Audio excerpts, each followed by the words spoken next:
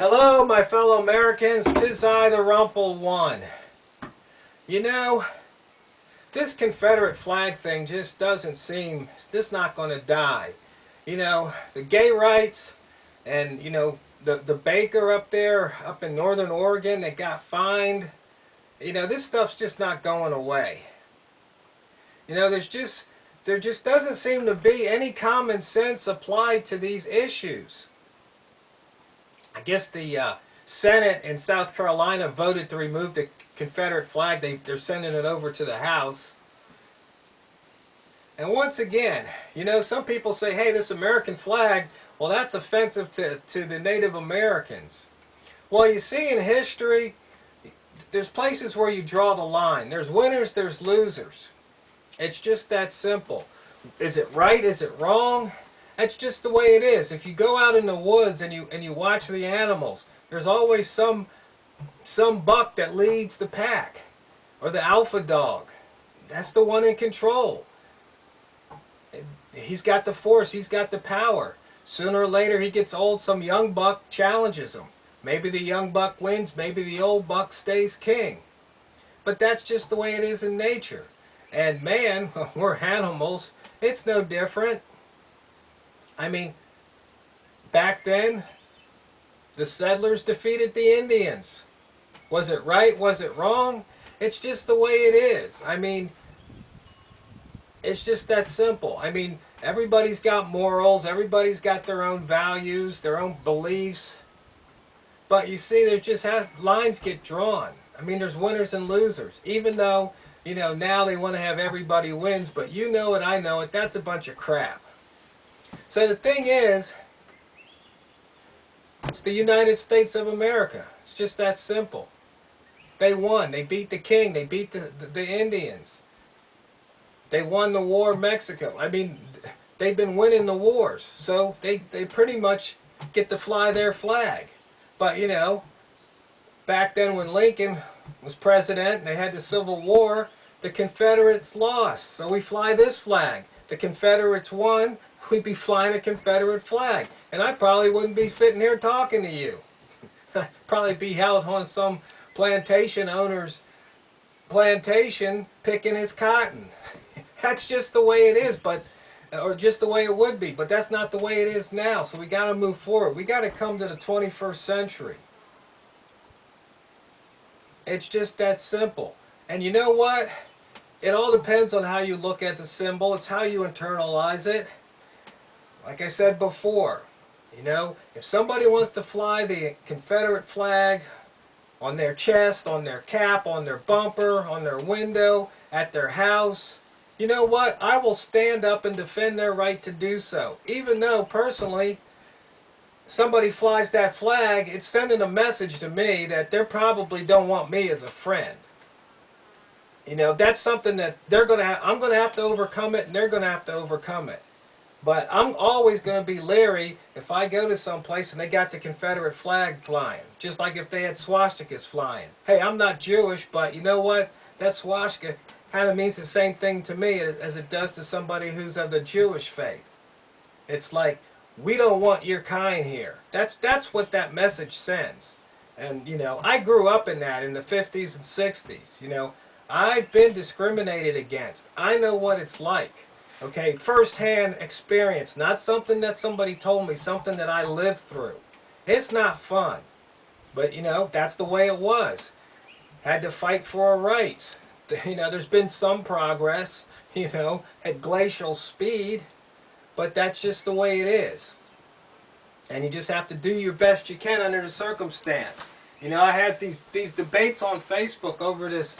The bakers, denying these people, denying them a cake that they didn't want to build this cake or bake this cake and put two brides on it because that offends their religion. Well, it's like I said, you can't hide discrimination behind religion and call it okay. I had a friend I grew up with in high school and college. We've been going back and forth on Facebook and text messages over this. But the point is that it's still discrimination.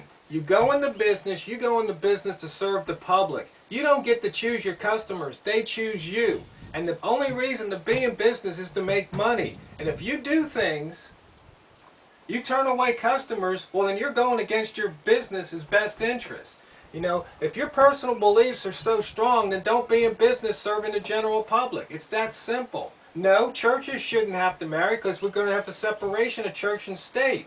But when you come out and you hang up your shingle or open your door and say open for business, it doesn't say open for business whites only.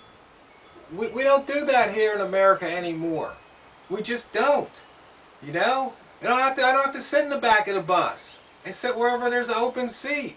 It's just that simple. And if you're going to allow people to hide behind their religion, then we're going back to the 1950s style segregation. I mean, once that pendulum starts swinging that way, it's going to be no stopping it. Because then everybody can say, you know, I'm not going to serve you because my religion doesn't like whatever. And furthermore, you don't get to decide how your customers use your product. You just don't. I mean, when you sell them something, they go out, they do with it as they please. They bought it from you. You got compensated for it. They get the product. You don't get to say, well, if I sell you this cake, I don't want you putting 2 brides on the top or 2 grooms on the top. I mean, that's just crazy. And the thing is, common sense has just left the building. It's just left the country. Because we got all these people, and all they want to do is call you a name. If you don't believe in their cause, you're a racist. Well, that's bull. Let's talk about the cause. Let's talk about the issues. Let's have some logic and reason. It's just like they pick on Donald Trump for what he says about, you know, illegal immigrants. They want to talk about Trump. No, let's talk about the issue. He's just the messenger. Let's talk about the message. But most people can't engage in civilized debate. They don't have it up here. All they want to do is call names, you know, and say, oh, you're no good. Oh, you're this. Just call names. Let's not discuss the issue. No, let's just call names. Let's just kill the messenger, and whoever shouts the loudest wins. Well, I mean, what is that? That's just ridiculousness.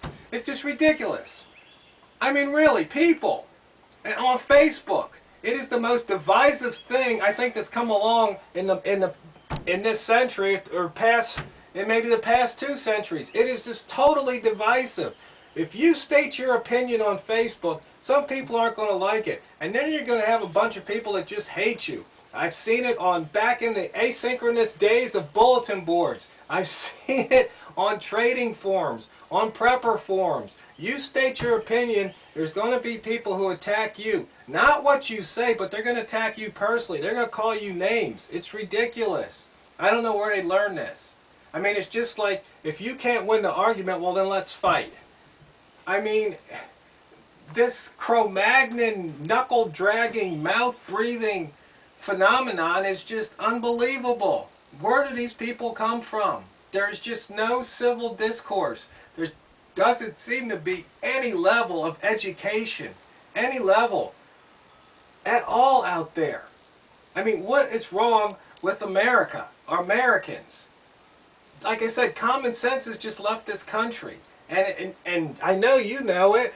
Otherwise, you probably wouldn't be watching this video in the first place. I'm preaching to the choir again. But it's just so ridiculous what's going on in this country. I mean, it's Orwellian. Oh, we're going to label this hate speech so you can't say it. If you speak your mind, we're going to vilify you. Hey, you know what? All those companies that don't want to do business with Donald Trump, they're a bunch of hypocrites. And the reason I say that is because he wrote a book years ago that said the same things then as he's saying now. But these businesses didn't have a problem. They gladly did business. But now that he's gone public, which he had done before, but since he's running for president and people are listening, they want to distance it. Why? They're afraid. Well, you know what? They do have every right to do it, but they're a bunch of chickens. That's what they are, a bunch of cowards. But it's their right. It is their right to not want to do business with Donald Trump because of what he said. But, you know, he's going to probably sue him and win because they signed contracts. But the thing is, that's your right. You know, Walmart might not, we can't force them to sell the Confederate flag. We can't force eBay. But you know what? You can vote with your dollars. You can go someplace else. You can support businesses that believe in what you believe in. You see, you might think that there's something wrong with what I'm saying. On the one hand, I'm saying that the bakers should have to bake the cake because they're in the service industry. But you see, Walmart doesn't have to carry any product they don't want to carry. But you don't have to shop at Walmart either. You see, to me, those are two mutually exclusive things. It's about rights, okay? On this hand, you're in business to serve the public, okay? But nobody's forced to do business with you unless it's Obamacare, but that's a whole different topic. The point is that people, First Amendment rights, you know, the right to freedom of religion, freedom of speech. You have a right, it's freedom of speech. I got a right to change the channel. I don't have to listen to you. If you put it on Facebook, I can scroll past you. I can block you. These are my rights. But see, people don't understand that. They want to shut you up if they don't like what you're saying. You know, back to the bully mentality. You say something that the bully doesn't like, then he beats you, says, shut up or I'm going to, you know, knock you out. That's what's going on right here.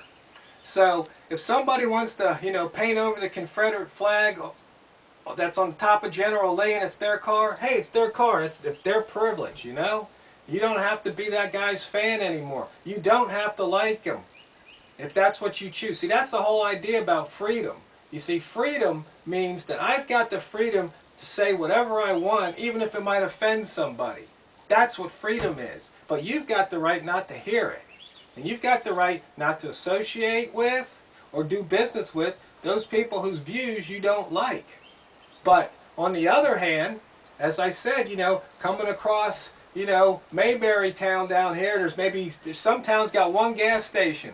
What if that gas station owner was some kind of religious fanatic and he sees two women kissing in the car? He goes, I'm not filling up your car. Well, there's no other gas for 25 miles in either direction and they're running out. What are they supposed to do? You see, you go into business, you've got to serve the public.